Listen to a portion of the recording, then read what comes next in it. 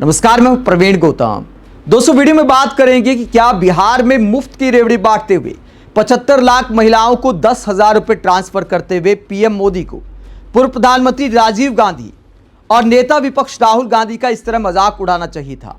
PM Modi ने जिस अंदाज में मजाक उड़ाया, वो सवाल उठाता है कि क्या 24 घंटे गांधी परिवार पीएम मोदी के दिमाग में रहता है। मतलब महिलाओं से बात करते हुए भी राहुल गांधी का ऐसे मजाक उड़ाना है। क्या देश के प्रधानमंत्री को ऐसा करना चाहिए? पहले बताते हैं कि राजीव गांधी को लेकर पीएम मोदी ने क्या बोला और यह अपने आप में कितना बचकाना है। बिहार की महिलाओं को पैसे ट्रांसफर करते वक्त राजीव गांधी को क्यों याद करते हैं पीएम मोदी और किस तरह कटाक्ष करते, जरा सुनिए। दूसरी बात जो मेरे मन में आई वो ये थी कि अगर हमने 11 साल पहले, जब आपने मुझे प्रधान सेवक के रूप में आपकी सेवा के लिए बिठाया, तो 11 साल पहले जनधन योजना का संकल्प अगर हमने न लिया होता, अगर देश ने जनधन योजना के तहत बहनों बेटियों के 30 करोड़ से ज्यादा खाते न खुलवाए होते, इन बैंक खातों को आपके मोबाइल और आधार से न जोड़ा होता, तो क्या आज इतने पैसे हम सीधे आपके बैंक खातों में भेज पाते? ये हो ही नहीं सकता था। और पहले जो प्रधानमंत्री कह चुके थे, ये जो आजकल लूट की चर्चा चल रही है ना, पहले एक प्रधानमंत्री ने कहा था, तब तो चारों तरफ उन्हीं का नाच चलता था, पंचायत से पार्लियामेंट तक उनका राज था। और वो कहते थे कि दिल्ली से 1 रुपया भेजते हैं तो सिर्फ 15 पैसा पहुंचता है, 85 पैसे कोई पंजाब मार लेता था। आज जो पैसे भेजे जा रहे हैं ना, पूरे 10,000 रुपये आपके खाते में जमा होंगे। 1 रुपया कोई मार नहीं सकता है। ये पैसे जो बीच में लूट जाते थे, आपके साथ कितना बड़ा अन्याय होता। साथियों, एक भाई को खुशी तब मिलती है जब उसकी बहन स्वस्थ हो, बहन खुशहाल हो, बहन का परिवार आर्थिक रूप से मजबूत हो, और इसके लिए वो भाई जो बन पड़ता है वो करता है। आज आपके 2 भाई नरेंद्र और नीतीश जी मिलकर आपकी सेवा, समृद्धि और आपके स्वाभिमान के लिए लगातार काम कर रहे हैं। तो पीएम मोदी कहते हैं कि भाई से जो बन पड़ता है वो करते हैं। नरेंद्र और नीतीश, 2 भाई आपके लिए कुछ भी करने को तैयार हैं। मतलब 10,000 रुपए देकर एहसान जताया जा रहा है। बताइए, 10,000 रुपए में कौन सा कारोबार होता है? और भाइयों को ये याद आखिरकार बहनों की चुनाव की नजदीकी क्यों आती है? कितने समय तक महिलाओं को गैस सिलेंडर पर सब्सिडी नहीं मिली? बहुत सारी बिहार की महिलाओं ने भी चूल्हे पर खाना बनाया होगा, भाइयों को तब याद क्यों नहीं आई? और जो पीएम मोदी ने दावा किया कि अगर मैं जनधन खाते नहीं खुलवाता तो ये पैसे कैसे ट्रांसफर करवा पाता? पूर्व प्रधानमंत्री राजीव गांधी का मजाक उड़ाते हैं, जिन्होंने एक ईमानदारी स्वीकार की थी। उनमें हिम्मत थी जो ईमानदारी से बोला कि अगर हम 1 रुपया भेजते हैं तो 90 पैसे कोई खा जाता है। ये उस वक्त के देश के प्रधानमंत्री ने अगर ईमानदारी से स्वीकार किया था, तो इसमें हिम्मत चाहिए। क्या पीएम मोदी ईमानदारी से राजीव गांधी की तरह स्वीकार कर सकते हैं कि बीजेपी शासित राज्यों में भी, डबल ट्रिपल इंजन सरकारों में भी थाने में रिश्वत चलती है, तहसील में रिश्वत चलती है, पटवारी के यहां रिश्वत चलती है? कौन सा ऐसा राज्य, कौन सा ऐसा शहर, कौन सा ऐसा कस्बा है जहां पर रिश्वत चलती नहीं है? कई लोग तो दावा करते कि भैया पहले से ज्यादा हो गई है।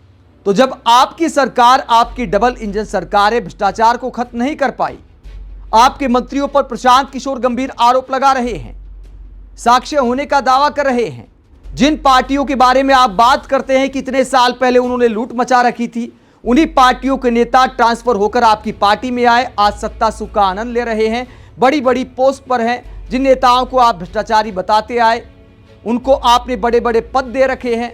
तो ऐसे में क्यों ना कहा जाए कि हिपोक्रेसी की एक सीमा होती है। जहां तक राजीव गांधी के उस बयान का मजाक उड़ाने की बात है, आपने कहा कि जनधन खातों के बिना पैसे ट्रांसफर नहीं हो सकते थे, तो क्या कंप्यूटर के बिना पैसे ट्रांसफर हो जाते? राजीव गांधी देश में कंप्यूटर लेकर आए, कंप्यूटर को एक क्रांति बनाया। हर देश की एक विकास यात्रा होती है जिसमें पंडित नेहरू से लेकर नरेंद्र मोदी तक का योगदान है, हर प्रधानमंत्री का योगदान है। अगर राजीव गांधी कंप्यूटर ना लाए होते, अगर डॉक्टर मनमोहन सिंह आधार कार्ड ना लाए होते, तो क्या आप पैसे ट्रांसफर कर पाते? जिस आधार कार्ड का आपने विरोध किया था, जिस वक्त कांग्रेस सरकार आधार कार्ड लेकर आई थी, आप उन नेताओं में शामिल थे कि आपने विरोध किया था। गुजरात के मुख्यमंत्री थे आप, लेकिन मनमोहन सरकार आधार कार्ड लेकर आई, उसे बैंक खातों से लिंक किया गया, यूपीआई वगैरह का इस्तेमाल उसकी वजह से संभव हो पाया। तो आखिरकार किसको क्रेडिट जाता है? हर देश की एक विकास यात्रा होती है, तो क्या पूर्व प्रधानमंत्रियों का इस तरह मजाक उड़ाना चाहिए? राजीव गांधी में हिम्मत थी जो ईमानदारी से बोल गए। क्या आप बोल पाएंगे?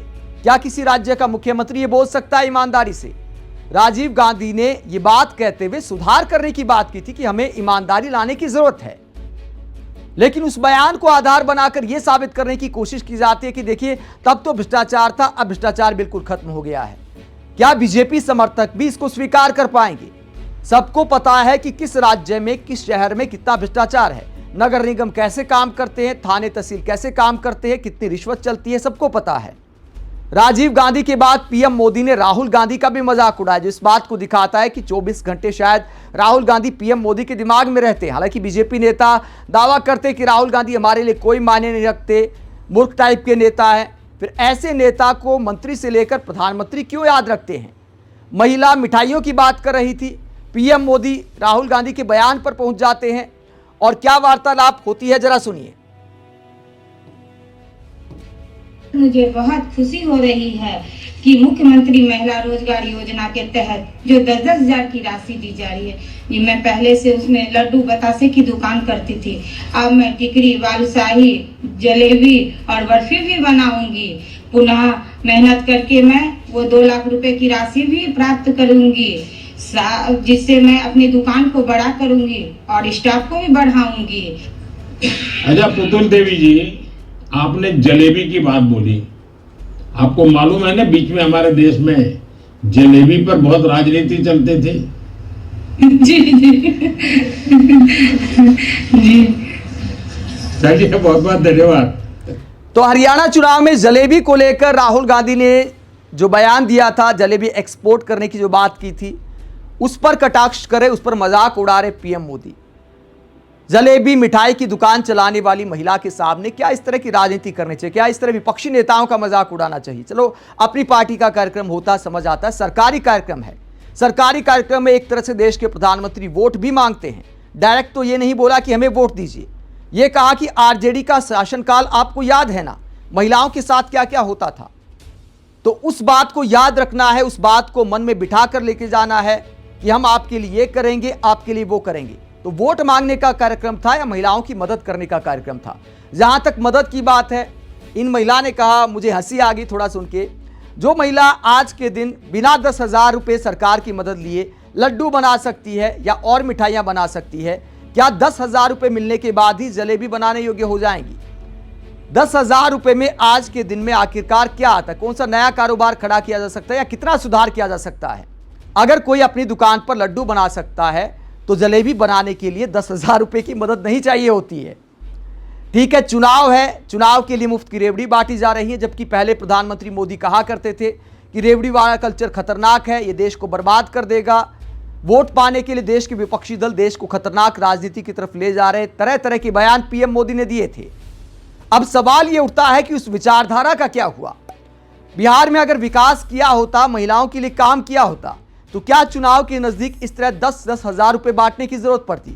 7500 करोड़ रुपए इस योजना में खर्च हो गए पहली किश्त में, और बाद का वादा भी बड़ा मजाकिया है कि 6 महीने मूल्यांकन करेंगे और उसके बाद 2 लाख की आर्थिक सहायता मिल सकती है। मतलब क्या पैमाना होगा?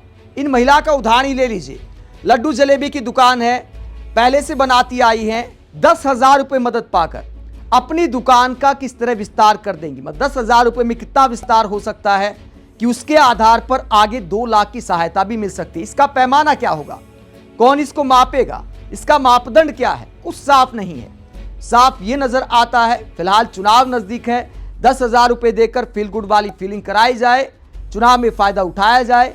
2 लाख का वादा तो शर्त अनुसार है और शर्तें बहुत सारे लोगों की पूरी नहीं होती हैं।